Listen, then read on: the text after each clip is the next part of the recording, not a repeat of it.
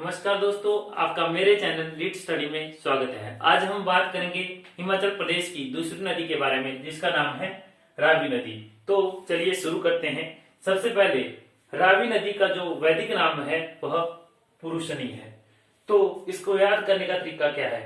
रावी रावी रावी को यदि हम रवि मान ले, रवि किसका नाम होता है? पुरुष का नाम होता है। तो इससे इसका जो पुराना नाम है वो याद हो जाएगा कि इसका जो पुराना नाम था पुरुषनी है। अब यदि बात करें इसके संस्कृत नाम की, तो इसका जो संस्कृत नाम है वह इरावती है। और रावी और ईराव मतलब रावी बीच में आ रहा है, तो इसका जो संस्कृत नाम है वह इरावती है। अब बात करते हैं इसकी लंबाई की। तो इसकी जो लंबाई है 158 किलोमीटर है। अब यदि बात करें इसे स्थानीय भाषा में किस नाम से जाना जाता है, तो रावी नदी को स्थानीय भाषा में रोती नदी के नाम से भी जाना जाता है। अब बात करते हैं इसके उद्गम स्थल के बारे में। तो यह बांदल तथा तंतगिरी के संगम स्थल बड़ा बंगाल से निकलती है तथा चंबा जिले को खैरी नामक स्थान पर छोड़कर कहां प्रवेश कर जाती है?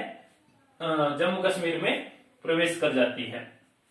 अब बात करेंगे हम इसके किनारे बसे हुए शहर के बारे में या शहरों के बारे में। तो इसके किनारे कौन कौन से शहर बसे हुए हैं? चंबा और भरमौर बसे हुए हैं। अगर लंबाई की दृष्टि से बात करें तो यह हिमाचल प्रदेश की तीसरी सबसे लंबी नदी है। तो चलिए अब शुरू करते हैं इसकी सहायक नदियों के बारे में। तो बांदल जो ग्लेशियर है उससे निकलती है बांदल नदी तथा तंतगिरी ग्लेशियर से निकलती है तंतगिरी नदी। तो इन दोनों के संगम स्थल बड़ा बंगाल से जो नदी बनती है उसे बोलते हैं हम रावी नदी। तो इसकी जो कांगड़ा में स्थित जो इसकी सहायक नदियां हैं वह है, एक तो बांदल आ गई आपकी, दूसरी तंतगिरी और तीसरी आ गई आपकी तुंडाखड़। तुंडाखड़ जो है कांगड़ा में ही किस में मिल जाती है? रावी नदी में मिल जाती है। इसके बाद यह चंबा जिले में एंटर करती है। तो चंबा जिले एग्जाम में पूछा जाता है कि कौन सी नदी चंबा जिले को दो बराबर भागों में विभाजित करती है। तो जो रावी नदी है यह चंबा जिले को दो बराबर भागों में विभाजित करती है। अब हम बात करेंगे चंबा में इसमें मिलने वाली कुछ अन्य सहायक नदियों के बारे में। तो चलिए शुरू करते हैं सबसे पहले बुढ़िल जलधारा से। तो बुढ़िल जो जलधारा है यह चंबा के मणिमहेश से निकलती है तथा खड़ामुख स्थान पर रावी नदी में मिलती है। तो बुढ़िल जलधारा कहां से निकली? मणिमहेश से निकली तथा खड़ामुख स्थान पर रावी नदी में मिल जाती है। अब बात करते हैं अगली नदी की। तो अगली जो नदी आती है कुप्ती नदी। यह कुप्ती दर्रे से निकलती है तथा खरसौर नामक क्षेत्र पर किसमें मिलती है? अपनी रावी नदी में मिलती है। अब बात करते हैं कुप्ती दर्रे की। तो कुप्ती दर्रा मैंने आपको बताया था कि लाहौल को भरमौर से जोड़ता है।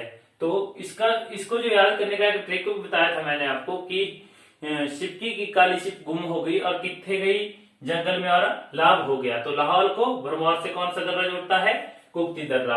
अब बात करते हैं इसकी अन्य सहायक नदियों की।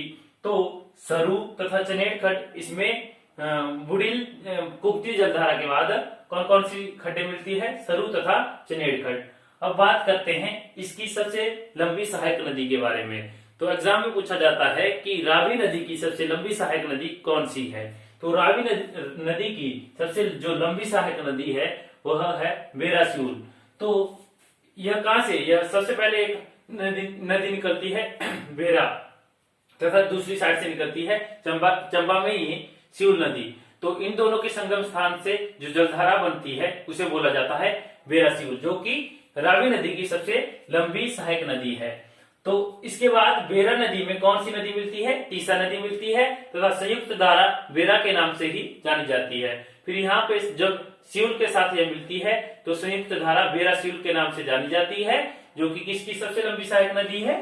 रावी की सबसे लंबी सहायक नदी है। इसके बाद बेरा सिउल जो है चौहड़ा नामक क्षेत्र पर, जो कि चंबा में स्थित है, वहीं पे ही रावी में मिलती है। अब हम बात करेंगे इसकी अन्य दो सहायक नदियों की। तो अगली जो नदी आती है छतरानी नदी तथा उसके बाद जो आती है साल नदी, ये भी चंबा जिले में ही इसमें मिलती है तथा इसके बाद खैर नामक स्थान पर हिमाचल प्रदेश को छोड़कर यह जम्मू कश्मीर में चली जाती है। तो यह था हमारी रावी नदी के बारे में।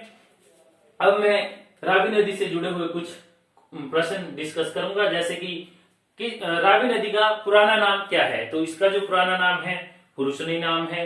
यदि रावी नदी के संस्कृत नाम की बात करें तो इसका संस्कृत जो नाम है इरावती है। रावी नदी की लंबाई कितनी है, तो 158 किलोमीटर इसकी लंबाई है। अब यदि बात करें यहाँ हिमाचल प्रदेश की, यदि लंबाई के तौर पर देखा जाए तो कौन से स्थान पर आती है, तो तीसरे स्थान पर आती है। इसका उद्गम कहां से होता है, तो बड़ा बंगाल से इसका उद्गम होता है।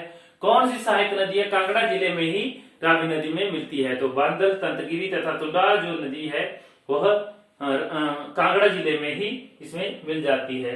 अब बात करें रावी नदी की सबसे लंबी सहायक नदी कौन सी है, तो बेरासिल इसकी सबसे लंबी सहायक नदी है।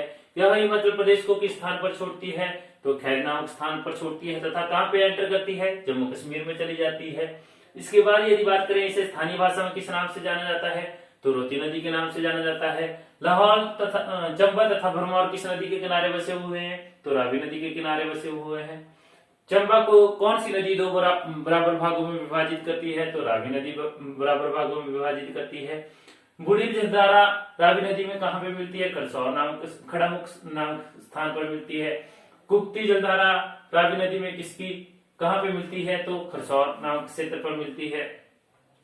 अब यदि बात करें, एग्जाम में ऐसा पूछा जाता है कई बार, इसकी सहायक नदी पूछ लेते हैं, जैसे कि साल किसकी सहायक नदी है, तो किसकी सहायक नदी है, रावी नदी की सहायक नदी है।